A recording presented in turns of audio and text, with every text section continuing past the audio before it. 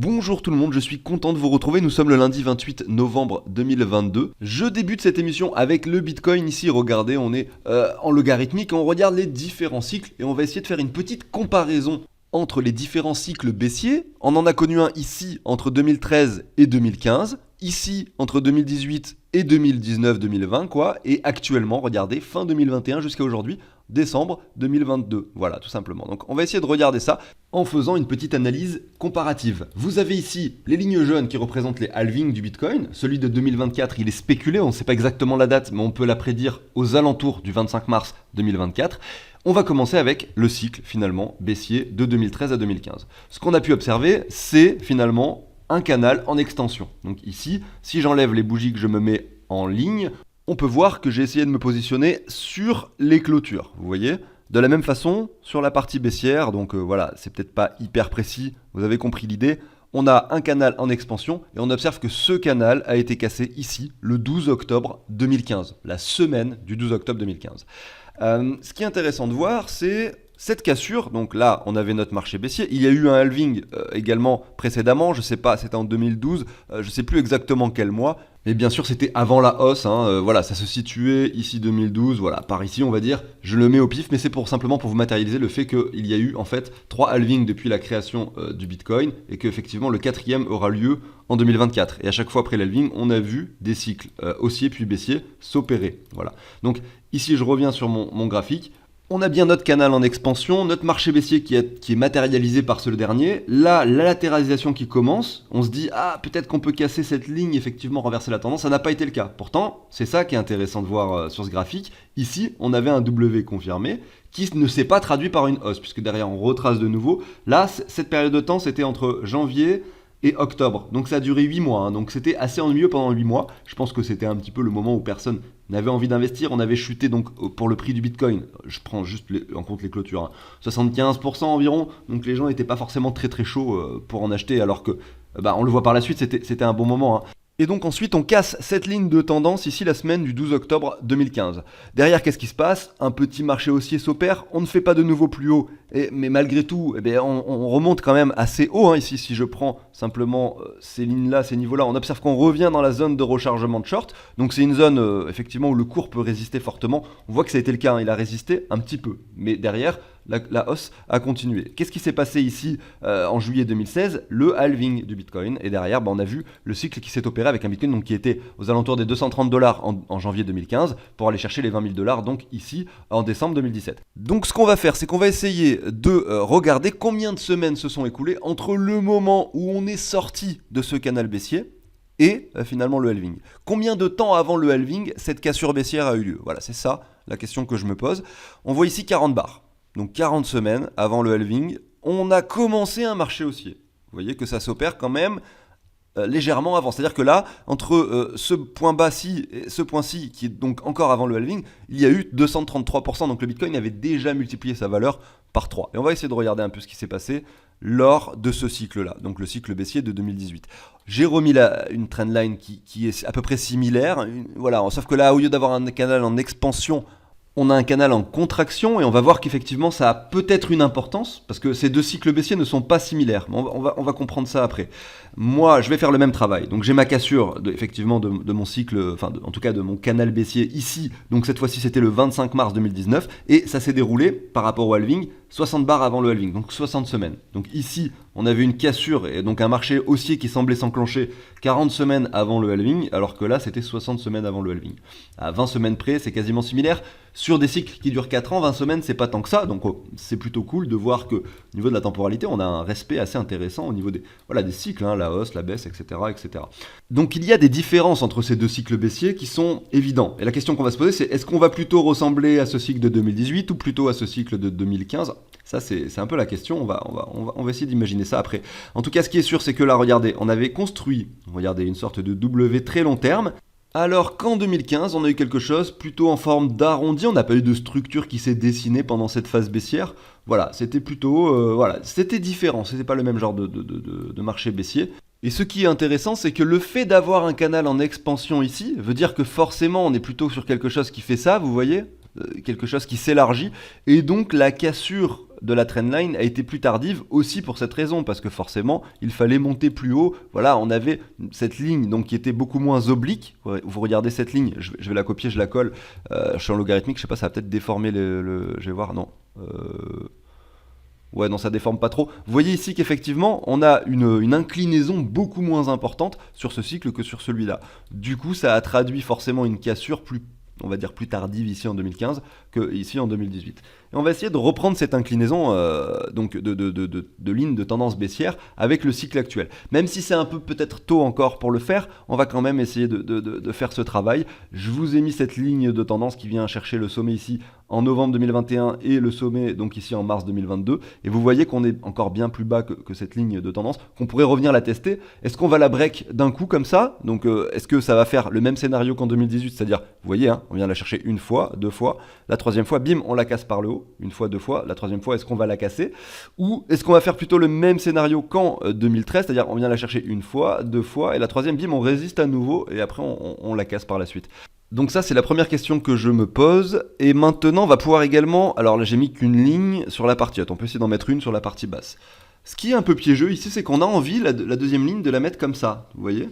Bon, c'est vrai que cette ligne-là est très intéressante. Malgré tout, elle débute, c'est-à-dire que ce point-là débute avant le début du marché baissier, parce que là on a fait un ATH. Du coup, ça me gêne un peu de la mettre comme ça, cette ligne. Pourtant, ça m'aurait fait un très très joli canal en compression, c'est-à-dire un canal qui ressemble donc plutôt au cycle donc baissier de 2018. Mais ça me gêne de la mettre comme ça pour la raison effectivement que je viens d'expliquer. Donc je zoome un petit peu, le marché baissier il a commencé ici, là c'est l'ATH. Donc forcément il va falloir joindre cette ligne-là avec cette ligne-là. Et à ce moment-là, c'est l'inverse que l'on a, c'est un canal en expansion.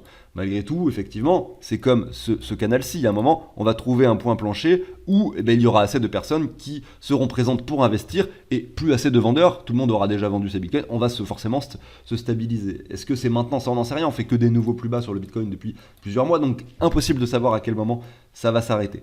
En revanche, on peut se dire que le bottom quand même semble proche, tout simplement. Ça c'est la chose évidente.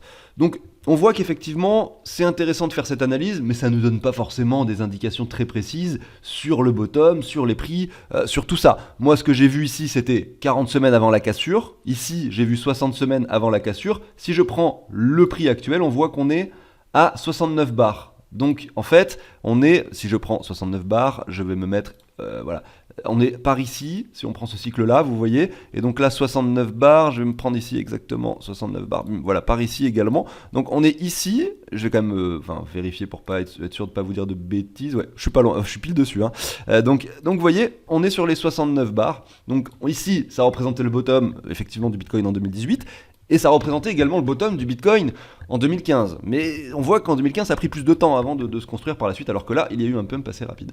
Donc c'est vraiment, on est dans une période incertaine, et moi j'ai hâte de voir ce qui va se passer dans les prochains mois. Est-ce qu'on va venir s'appuyer dessus, encore latéraliser, et à ce moment-là dessiner un scénario qui ressemblerait à celui de 2015, ou est-ce qu'on va casser cette ligne rapidement et aller chercher finalement un point, bon là j'exagère sur mon trait, je l'ai fait un peu au pif, on va dire un point qui représenterait la zone de rechargement de short de cette baisse, par exemple ici aux alentours des 46 000 $ pour ensuite chuter. Bref, c'est une incertitude, mais je voulais faire cette approche avec vous parce que, évidemment, je trouve ça très intéressant.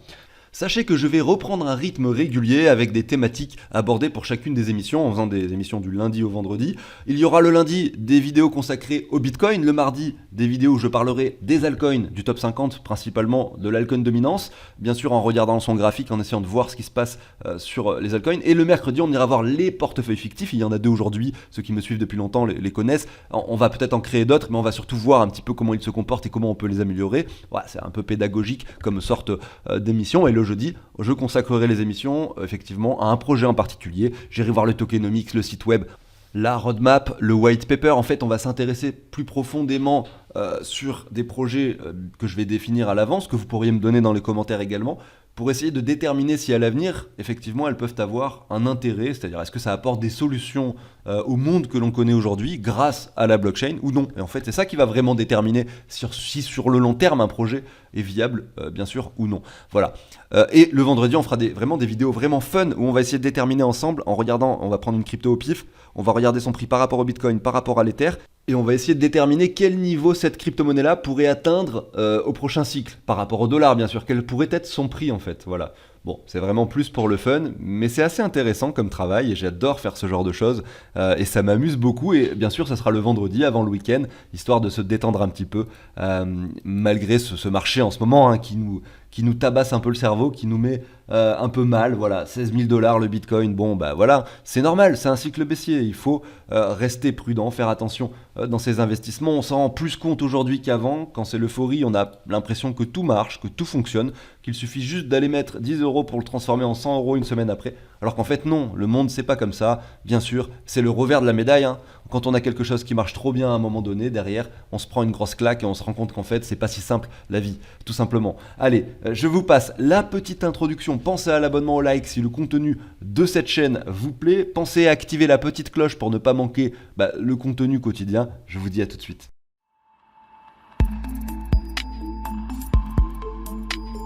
Allez, c'est parti, donc on va parler du Bitcoin aujourd'hui, et c'est vrai que c'est intéressant de faire ça à chaque fois, hein, bien sûr tous les lundis, parce qu'il ne faudra pas oublier que c'est quand même le leader du marché. Ici, regardez, je suis sur CryptoBubble, vous voyez les performances simplement de chaque crypto-monnaie, ici en pourcentage haussier, baissier.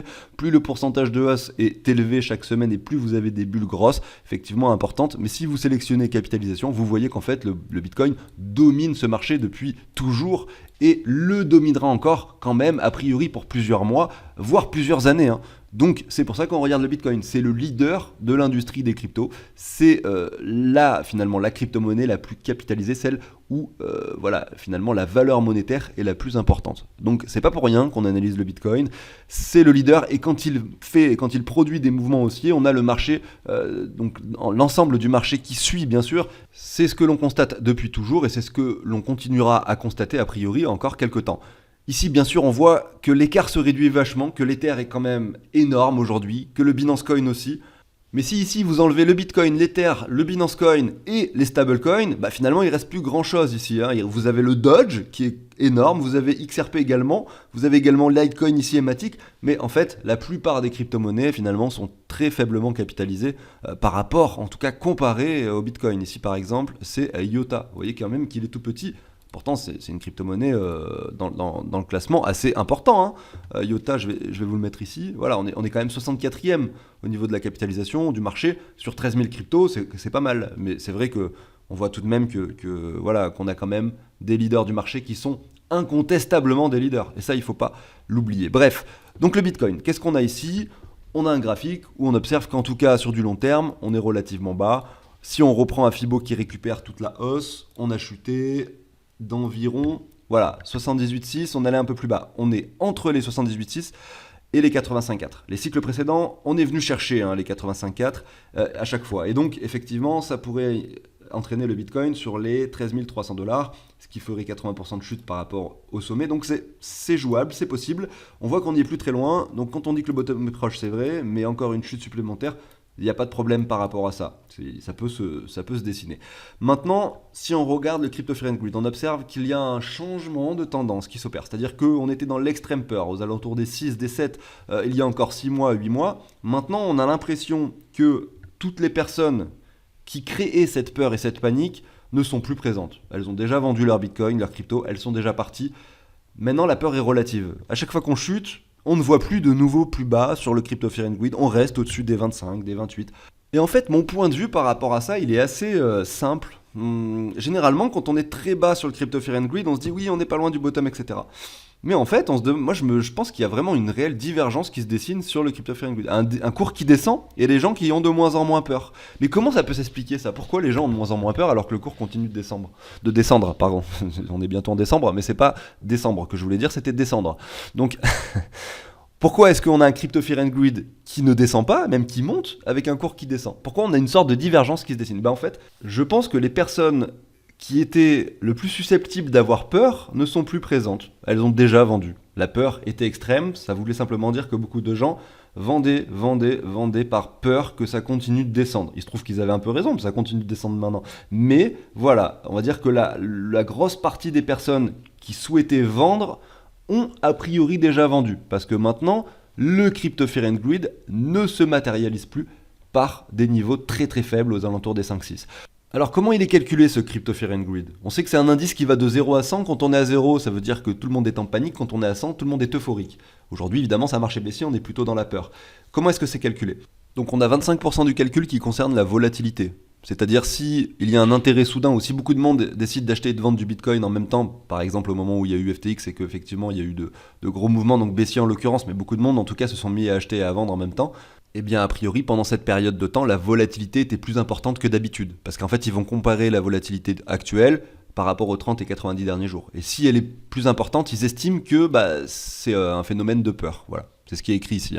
Ensuite on a 25% qui est calculé grâce au volume et au momentum. Donc le volume c'est quoi? Mettons que dans une journée il y a 1000 bitcoins qui sont échangés. Sur ces 1000 bitcoins il y en a 700 qui ont été achetés et 300 qui ont été vendus. Logiquement vous avez un marché qui est monté. Forcément qui a pris de la valeur, parce qu'il y avait plus de gens qui achetaient que de gens qui vendaient. Et à ce moment-là, on a un volume acheteur qui est plus important, assez important, avec un marché qui monte. Et à ce moment-là, ils vont traduire que c'est un marché bullish, tout simplement. Donc ils vont augmenter l'indice Crypto Fear and Greed. Et inversement, lorsqu'il y a plus de volume vendeur, effectivement, avec un marché qui baisse. C'est tout à fait l'inverse finalement. Donc là, on est déjà sur 50% du calcul, mais vous voyez, c'est inscrit ici également qu'ils prennent en compte la moyenne sur les 30 à 90 derniers jours. Et ça, c'est intéressant. C'est a priori ça qui crée cette espèce de divergence qu'on observe sur le Crypto Fear and Greed, en tout cas pour les 50 premiers pourcents dont on vient de parler. Alors pourquoi? Parce que si vous avez un marché finalement qui est stagnant ici, et que d'un coup ça chute, si on prend la moyenne des 30 à 90 derniers jours et qu'on compare ce qui se passe ici avec ce qui se passait là, on observe d'un coup une chute brutale. Donc une sorte de panique qui s'installe. Les gens avaient pris l'habitude que le Bitcoin ne chute pas en fait, qu'il stagne, et d'un coup, bim, c'est brutal, ça chute. Ça crée cette sorte de panique et ce sentiment baissier, d'où le fait qu'on ait un Crypto Fear and Greed d'un coup qui chute. Alors que si on a les 30 à 90 derniers jours, qui sont déjà extrêmement bearish, qui font on a un Bitcoin qui fait que de chuter, et que là, on continue de chuter, mais moins qu'avant. Eh bien vous voyez que là finalement, quand on va faire le calcul et qu'on va prendre la moyenne des 30 à 90 derniers jours, on va se dire c'est moins pire qu'avant et donc ça va créer cette espèce de Crypto Fear and Greed qui remonte un petit peu. Et donc ça crée cette divergence de cette façon, tout simplement parce qu'on fait cette moyenne sur 3 mois. Maintenant au niveau des 50 autres pourcents du calcul, on a 15% qui concerne les réseaux sociaux. Donc là c'est simple, si beaucoup de monde en parle, si le mot Bitcoin est beaucoup utilisé, à ce moment-là on va dire que c'est plutôt greed, ça va augmenter le Crypto Fear and Greed, ça veut dire que beaucoup de gens sont intéressés, et inversement si plus personne en parle, a priori c'est que c'est le désintérêt total, donc le Crypto Fear and Greed chute. Donc ça a priori, vu que le désintérêt semble un peu généralisé en ce moment, ça doit faire chuter le Crypto Fear and Greed forcément. Derrière on a la dominance du Bitcoin par rapport aux altcoins. Ça c'est intéressant. Si le Bitcoin domine les altcoins, eh bien on estime à ce moment-là que donc le marché est plutôt dans la peur, parce que les personnes vont sortir des actifs à risque pour aller dans les actifs le moins risqués, en l'occurrence le Bitcoin ou des stablecoins.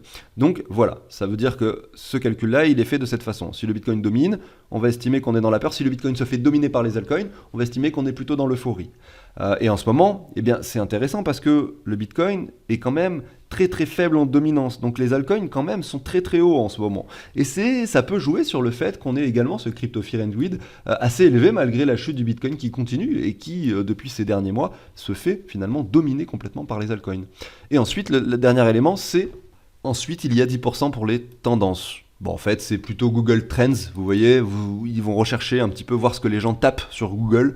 Et par exemple, ils expliquent qu'en ce moment, beaucoup de gens tapent Bitcoin Price Manipulation. Et en fait, le fait que les gens s'intéressent à la manipulation du prix du Bitcoin montre que c'est la peur en ce moment, qu'on est plutôt dans une période de peur. Voilà, donc je vous ai expliqué les différents éléments qui permettent de calculer le Crypto Fear and Greed, et on a vu que il y a certaines parties de ces éléments-là qui permettent en fait au Crypto Fear and Greed de ne pas être sur les niveaux des 6, 5, comme on l'a vu il y a quelques temps. À la fois donc ces 50% de calcul que l'on a vu au début, et également cette partie de dominance. Au niveau des réseaux sociaux, clairement, là, c'est très négatif. A priori, le désintérêt est total en ce moment, donc c'est logique que ça doit entraîner le Fear and Greed vers le bas. Et également pour Trends, avec ce qu'ils disent par rapport à Bitcoin Price Manipulation. Mais le reste montre qu'effectivement, on a cette sorte de résistance, cette résilience. C'est ce qui crée cette sorte de divergence. Regardez, si je mets le graphique sur un an, le moment où le Crypto Fear and Greed était le plus faible, c'était au mois de mai, juin, ici juillet. Aujourd'hui, on revient quand même. Regardez, on a ce niveau des 20 qui est jamais cassé par le bas. Et on voit qu'on a une sorte de reprise de Fear and Greed en ce moment, malgré le fait qu'on soit sur un plus bas historique au niveau du prix du Bitcoin. C'est très intéressant, je trouve, de constater cela. Au niveau des liquidités qui s'accumulent, eh bien effectivement, on voit qu'on a cette partie peut-être à venir chercher, donc en dessous des 14 000.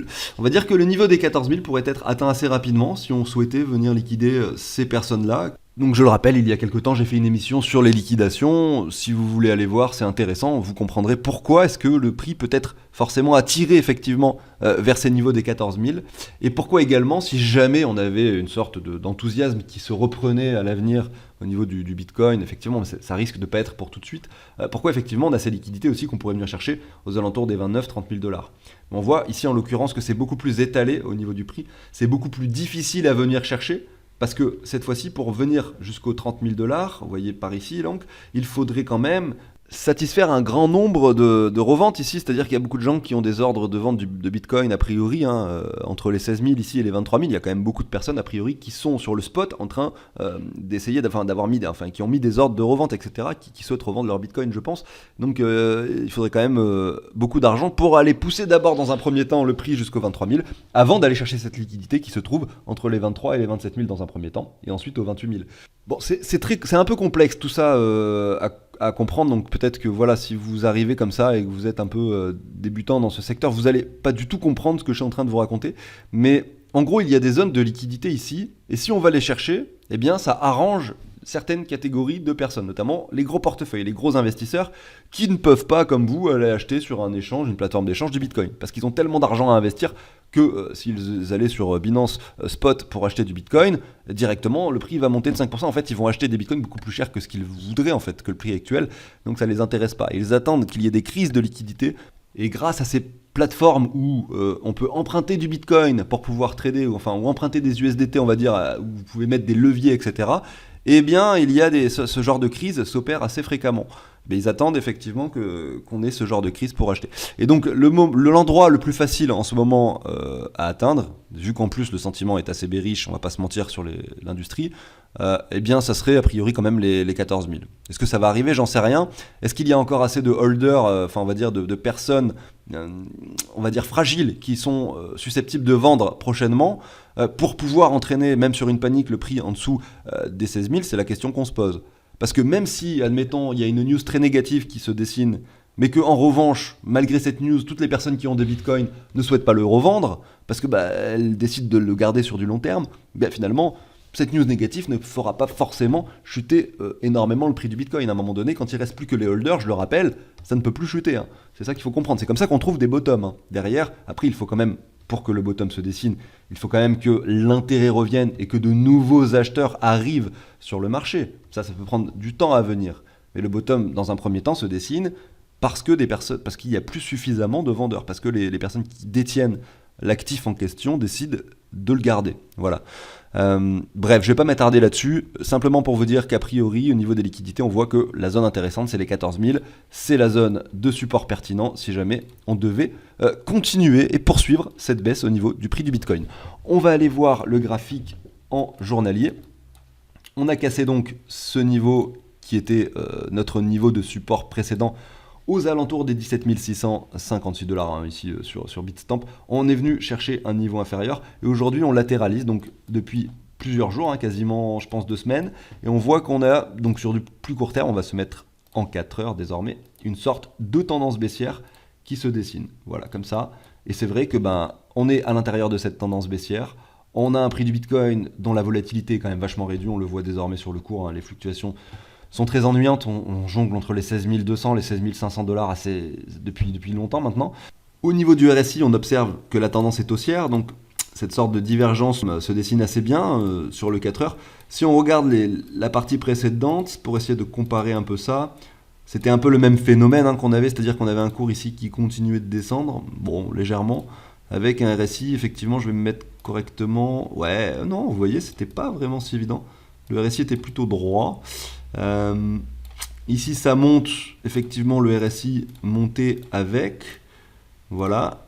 C'est vraiment récent, en fait, qu'on ait ce RSI qui grimpe fortement avec un cours qui descend. Sur le 4 heures, en fait, quand on regarde le graphique comme ça, je ne l'avais pas fait avant de faire l'émission, on voit que c'est pas arrivé depuis ce moment-là. La dernière fois qu'on a eu ce genre de phénomène qui se dessinait, donc comme celui qu'on est en train de voir actuellement avec un RSI qui monte vraiment petit à petit comme ça et un cours qui descend. La dernière fois qu'on l'a vu, c'était ici. Donc je vais vous le dessiner. Voilà, ici. Je vais le mettre avec une ligne, ça sera plus visuel.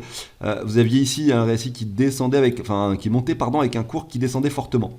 Donc derrière, ça a créé cette espèce de rebond finalement qui était que très temporaire. Hein. On a un Bitcoin qui était passé de 18 000 à 22 000. Vous voyez. Donc c'était très temporaire certes, mais voilà, sur le 4 heures, on est sur du court terme, donc c'est normal de voir des choses qui durent peu de temps. Donc à chaque fois, là, ici la baisse, la divergence, la hausse par la suite. Et derrière, qu'est-ce qu'on voit? Ici, pareil, le cours était en train de monter, le RSI aussi. Donc ouais, en fait, ça s'est pas produit, en tout cas sur le 4 heures. La dernière fois qu'on a vu une divergence comme celle que l'on a actuellement, c'était clairement ici. Voilà, tout simplement. Donc sur du court terme, cette chute très récente que l'on a eue là, donc le Bitcoin qui est repassé de 16 500 à 16 200, vive la volatilité en ce moment, c'est quand même très ennuyant. Eh bien on est revenu chercher et s'appuyer sur cette ligne de tendance. On avait eu donc ce W sur le RSI qui était confirmé, donc cette sorte de divergence, on peut dire qu'elle s'est confirmée sur le RSI. On revient s'appuyer dessus. Peut-être que là, moi je fais pas de trading très court terme, et jamais je ferai ce que je suis en train de dire actuellement. Je vais jamais prendre ce trade, mais peut-être que là, jouer un trade, effectivement, regardez, on revient pile poil sur cette ligne. Hein. Là, c'est vraiment un point décisif. Est-ce qu'on casse, on revient chercher cette ligne de tendance et le RSI finalement pète également à la baisse, ou est-ce qu'on va tenir cette ligne au niveau du RSI, là, revenir chercher cette ligne? On va le savoir très prochainement dans les jours qui viennent. Peut-être même dans les heures qui viennent, hein. Regardez, je zoome un petit peu, on pourrait donc mettre ceci, donc ouvrir un long, admettons, acheter maintenant du Bitcoin, essayer de se mettre le stop entre finalement le prix actuel et la ligne de tendance qui est ici. Après, pour pas prendre de risque, effectivement, on peut se dire le trade, on le met ici, comme ça, effectivement, là, puis il y a aussi ce point de support qui est très intéressant. Malgré tout, au niveau du risque, au niveau du risque-reward, vous n'allez pas forcément empocher beaucoup. Donc ça va pas être hyper intéressant comme trade. Si c'est pour avoir un ratio de 1 pour 1, c'est pas intéressant. Donc moi, je mettrais, si je devais faire ce trade, le stop loss par ici, vous voyez. Bon, il peut être perdu à tout moment, hein, effectivement, là, il suffit juste d'une légère chute pour que le trade soit perdant. Malgré tout, là, si on rebondit, donc je reviens sur ce que je disais juste avant, au niveau du RSI, vu qu'on a eu cette divergence confirmée, effectivement, et aujourd'hui, on vient de s'appuyer vraiment précisément dessus. Si jamais on rebondit à la hausse, bim, on peut avoir une hausse assez flagrante, casser cette ligne, pourquoi pas, essayer de jouer sur un retour, donc effectivement, du Bitcoin aux alentours des 17 600 à 18 000 $. Bref, il est 12h30 quand je finis d'enregistrer cette vidéo. Peut-être que quand je la sortirai ce soir à 17h, il y a déjà une décision qui sera prise. Mais c'est pour vous montrer un peu une façon de faire, de regarder un peu les différents éléments graphiques. C'est quand même assez intéressant et voilà, on aura la réponse très prochainement, ça m'amuse. Ceci étant dit, je vous souhaite une excellente journée. On a regardé pas mal de choses aujourd'hui sur le Bitcoin qui clairement domine ce marché. On le voit ici au niveau de la dimension de cette bulle qui représente les différentes capitalisations. Demain, on ira voir les altcoins, l'altcoin dominance, on ira voir des graphiques intéressants. Donc pensez à l'abonnement, au like si le contenu de cette chaîne vous plaît. Merci à tous de m'avoir suivi jusqu'ici si vous êtes encore là. Je vous souhaite une excellente journée. Salut tout le monde.